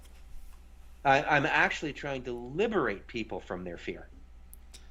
yeah, and it is very clear in your book, but you can't be liberated from that which you're not consciously aware of, and I think that's why it takes a degree of spiritual maturity, and it's not for everybody. I don't think your book is for everybody, as I'm sure you know. One thing Well, though, what do you mean by everybody? well, I think I almost anybody could read it, whether they'd have as strong a reaction as you, I don't know. Before the interview is finished in 20 minutes, I want to touch upon the kinetic or paranormal energy that the book has, because everybody that I've spoken to has reported what you reported. yep, that's real. Yeah. Yeah, yeah. I'd just like to just first ask. I still battle with the concept of consent. So in the book, you speak about the fact that we have to let these entities in, both big and small. That entity possession may not be what we see in movies like The Exorcist. It can be just a voice in the head. But when Yeah. you take this landscape of generational curses, right, which I think would go hand in hand with possession, right, and then Yeah. trauma victims at a young age suffering from possession of some sorts. So you want an example of consent? Well, I'm trying to understand under this landscape, right? Like the work of Corinne, you know, is very interesting how she speaks about, trauma is what leads to these people essentially being, demons, embodied. And so Getting possessed. I'm trying to understand where consent is in these types of concepts, and also how does one get out, breaks these bonds. Yeah. Well, I think that the only thing that can break these things is to engage the divine at whatever level you can meet the divine. Mm. So, I mean, even the Gospels and Christianity is extremely beneficial in this situation. There's so much energy in Matthew, Mark, Luke, and John. Christ left so much spiritual energy in his words that they can actually repel negativity. It was an extraordinary figure. I don't believe in salvation doctrine. I don't believe you can call someone's name and have all your sins forgiven and go to a really nice place after you die. I just don't believe that. You have to earn it. But the Christ left incredible weapons in the Gospels. So there's a starting point. There's nothing wrong with Christianity. Just don't become dogmatic and say everything else is demonic because you follow this one religion.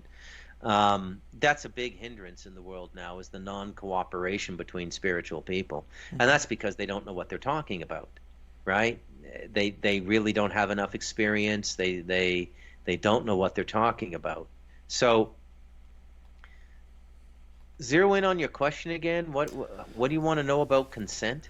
It's So if you start out as a child under spiritual law, Your parents can offer you up. They don't need your consent. You can't individually express yourself as an independent soul at 8 years old. Okay? Okay. So if you're born, this is why so much of this happens in family lines, Right. right? So people literally offer up their children to the demons. And in this culture, they believe, well, not the demons, but the entities. In this culture, they believe that it will bring about wealth and prosperity, right? So when you live in a cursed time, the bigger your curse, the more prosperous you're going to be. Yeah. Yeah, I find it hard to, because I was, I speak with Christians as well on this topic, and I present the case that no, these guys are following spiritual law and that they need our consent and cooperation, and the other Christians often say no, they don't. They just screw around and they can kind of do whatever Well, they it want. depends. It's hard to reckon the two. Well, let's thread the needle. So there's deliberate consent, which would be given ritually in the summoning of a demon and the allowance of that demon to take over your body. Okay? And if you did that, remember the demon's not doing anything wrong. You called it, you wanted its power. Mm-hmm. So its spiritual job and responsibility is to teach you that that's a bad idea. Yep. And it'll do it efficiently. Yeah. Okay? Because at the end of the day, the demon is working for God. So its job is to teach you that commiseration with it is not a good idea. And it'll do it. Okay? So let's take an example. Let's take the example of pornography in 2023. Mm-hmm. The prolific nature of pornography. Mm-hmm. Okay? Let's say that you find yourself on one of these websites one night and you're watching a video where three men are roughly handling a woman. She's an actor, but you don't know for sure if she's in real distress or not. You like it, you enjoy it, you pull your dick out and start to jerk off. That's consent. Mm-hmm. Do you understand? Yeah. You're consenting to something dark coming into you because you've done it. You've consented to your own person, your own sense of power. Even in effigy, it's only pornography, it's only fantasy, but remember, in spiritual affairs, the imagination and the physical act are almost the same thing. Hmm. So you can't let yourself off the hook because it's just porn. So there's a lot of people who experience spiritual botherance through pornography now. And, you hear these stories all the time on the porn recovery sites. Okay? It starts out, when you first start looking at that stuff, it's just sexy women on a Brazilian beach in bikinis. And then in 6 months, it's gang rape video. It's just a vicious cycle. And Yeah. there's nothing wrong. It doesn't mean that you're possessed by evil or anything like that, but you're giving consent for evil to come into your life.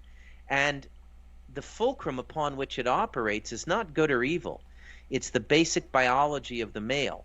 The basic biology of the male under the natural biological reproduction mandate of the body is variety. Yep.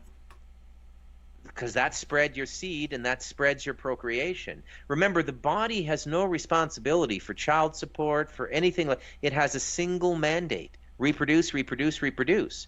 Biological consciousness is a component of our overall consciousness.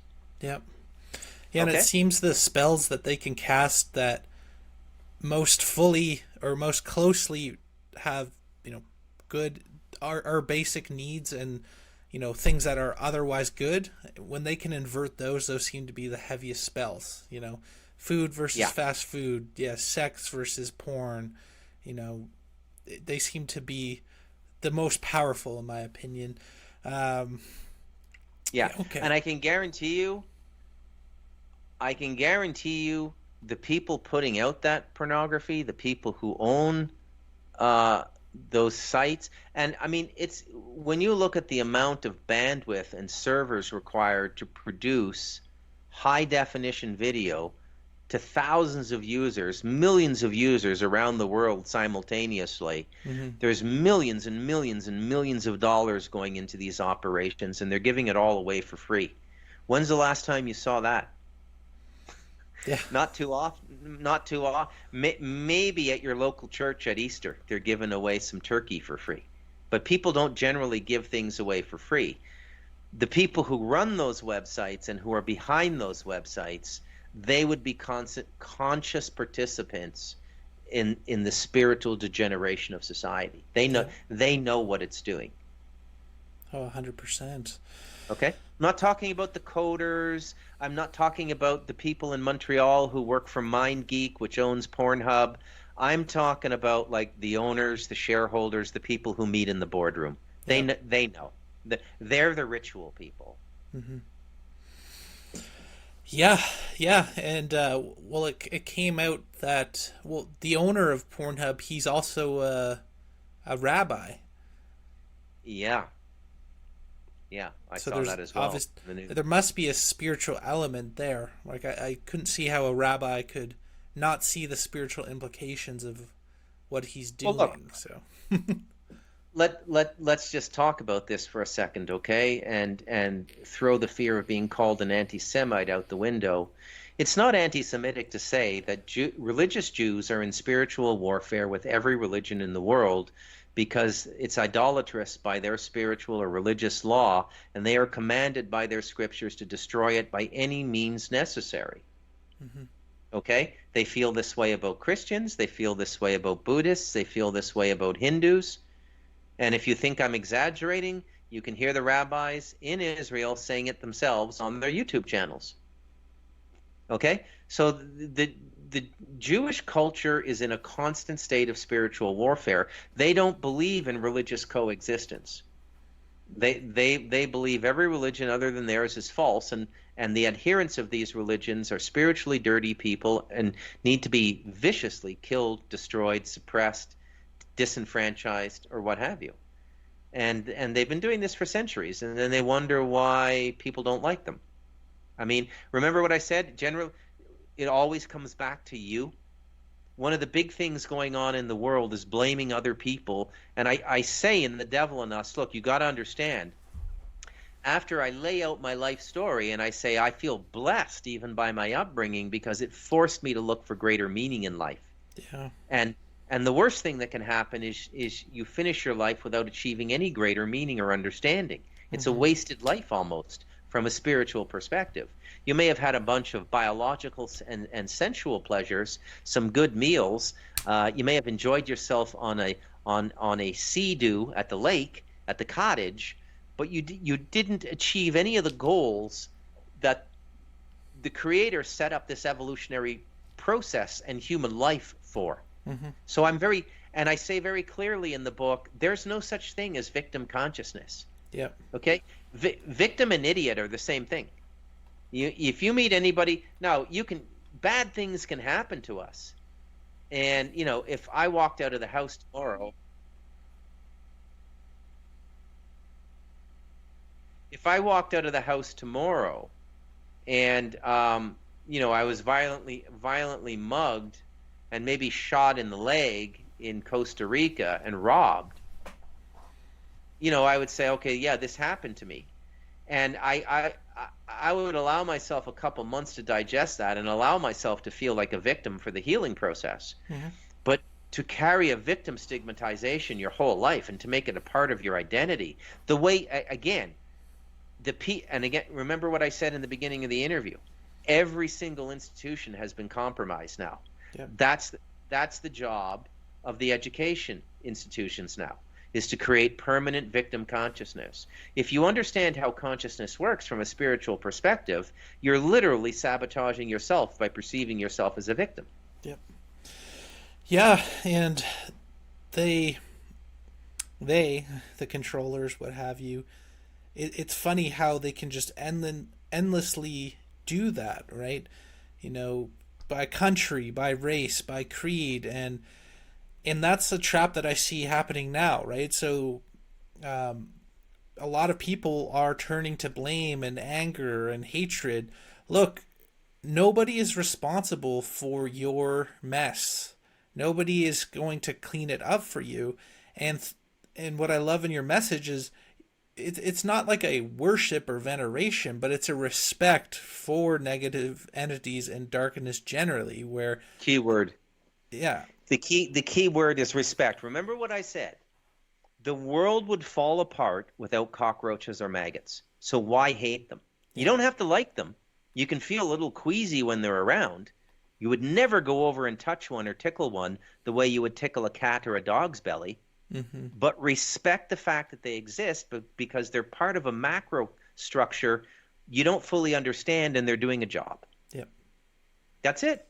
That's it. And so the cockroach and maggot analogy should be applied to demons and the devil. yeah, Don't go over and tickle its belly. Don't think you're their buddy. Okay? Remember what I said about conjuring it and it takes you over. Its job at that point is to teach you that wasn't a good idea. yeah. And it'll do it. Yeah, yeah. We definitely have to do a round two for the book because I have a ton more questions. But Oh I'm gonna. man, we hardly got into the book. Oh, You I. sidetracked me with your questions. Yeah, I We want to get hardly we hardly touched the book, around man. like page like 15. Um. Okay. Couple questions here. Pamela, I have seen something manifest in 2008 that used electric and took shape of electricity, and it had telepathy. Very Yep. interesting.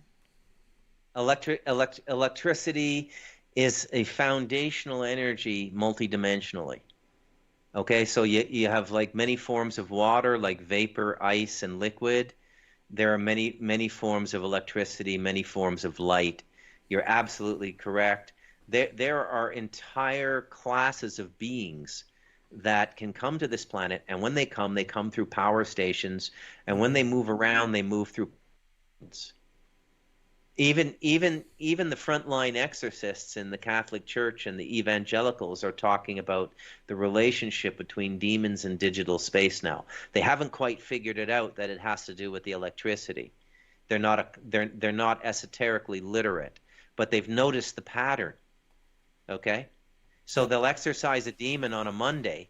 Wednesday they're at their computer and the demon will pop up and reach out right from the screen.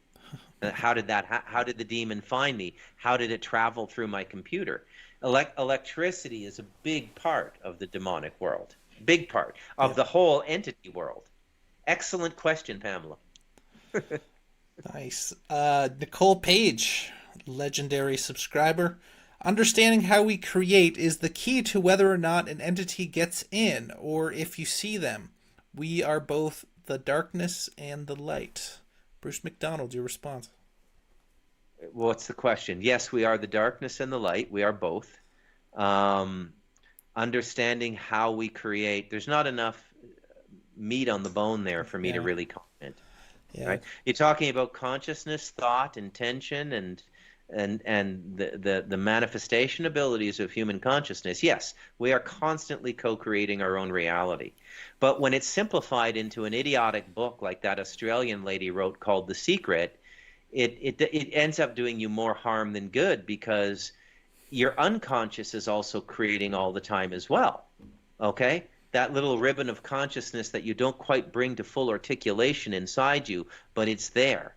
yep, That consciousness, like, I want that fatty food that's no good for me. That's impulse. It's also co-creating your reality. yep, So before you get into manifestation, you want to clean yourself up spiritually. You want to learn how to mentally fast, emotionally fast, physically fast. Understand what your being is, because until you understand what your being is, you are not going to be manifesting anything good for yourself.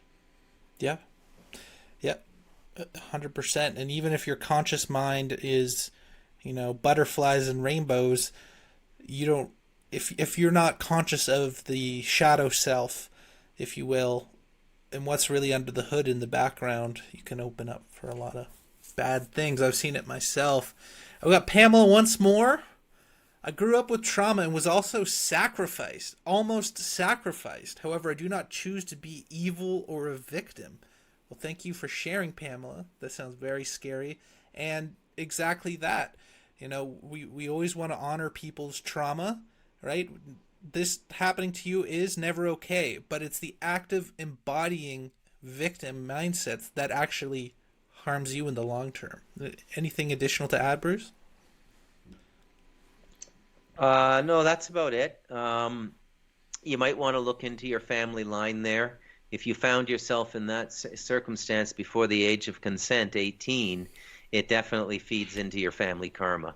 So I would do more research on my grandparents and my great grandparents if I were her. That's great advice. Okay, and so to follow up, Bruce, you seem to have an uncanny ability to write books that expand the consciousness and experiences of those who read it.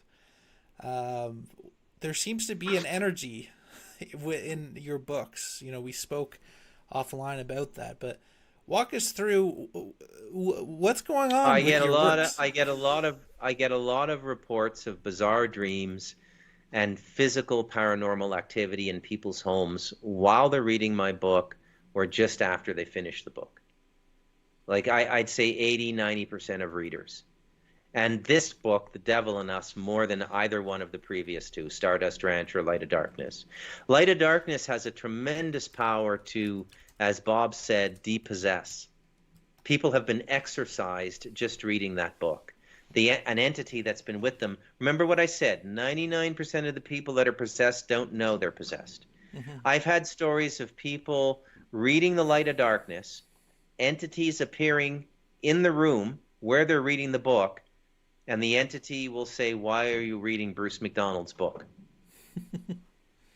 Okay. So this, yeah. Yeah, yeah, we spoke offline about that as well, but there. So my theory about it, because it hit me. I read all three of your books over a weekend, right? So I was triple dose of McDonald, and That's that's uh that's like an occult frosh week, man. You drank the whole keg. yeah. And then I read Bob's after. It was yeah. Wow. But the conclusion I came to is that I think if there's a state of consciousness where it's near unconscious, where entities don't really bug you that much. Maybe there's a little siphoning. But what I noticed through your works is that once you become aware of this, it's almost like you're on the game board now, right? Where they know that you know, and that opens something else up. And I think a lot of people get trapped in that kind of haunting stage where things are being done to you and you don't really know why because you're kind of open to it, I guess. But you take it the next step, which is kind of the spiritual checkmate, which it's like, hey, these entities serve a purpose. They follow the rules of engagement, and by respecting them, it is checkmate. So, that was just my intuition from what my personal experience is. Do you think that is correct? That once you become aware of this phenomenon, that it does open you up to it? Is that what's happening, or? Well, no, I mean you're open to it already. Becoming conscious of it is just becoming conscious of it. Okay. Okay? There's not a human being on this planet that does not have entities around them, entities trying to communicate with them, even if they're just ancestor spirits. Hmm. Okay? Becoming aware of it is just becoming aware of it. So the thing to remember is as you begin to get into these topics, you should be engaged in habitual spiritual practice. Mm-hmm. You should be praying every day if that's your thing. You should be meditating every day if that's your thing. You should be living intentionally. You should be following a code of conduct similar to the Eightfold Path in Buddhism. You should be living morally. Okay? Moral living will protect you from most things. But it's a very difficult world to live morally in now in 2023 in the first world economy. I mean, if you're making any kind of money at all now beyond minimum wage, you're abusing somebody, either lying to them in a sale or something, right? Mm-hmm. Yeah. Yeah, well said. Well, Bruce McDonald, his new book, The Devil and Us. Bruce, any closing statements? I can't think of anything. I Right. mean, enjoy the book, enjoy your life. This life is a beautiful opportunity to not only understand the physical world we live in, but the spiritual context in which we live. And that's really why you're here, whether you have figured it out yet or not. So I write these books because we're in the 11th hour in a cycle now, and people need to be woken up. And the books are bitter medicine for bad symptoms, okay? But Mm, they will commence a healing process in you. yeah. All right. Well, there you have it, folks. Thanks everybody for tuning in to the stream. Devil and Us available Amazon. That's the exclusive channel, Bruce. Yeah, it's MacDonald is MAC capital DONALD. MacDonald, Bruce MacDonald. The full title of the book is The Devil in Us, with the subtitle A Memoir of You and Me. Great. Perfect. Well, thanks for joining us, everybody. Thanks for joining us, Bruce. Gonna shut down Pleasure. the stream, and I'll say my goodbyes offline. Okay.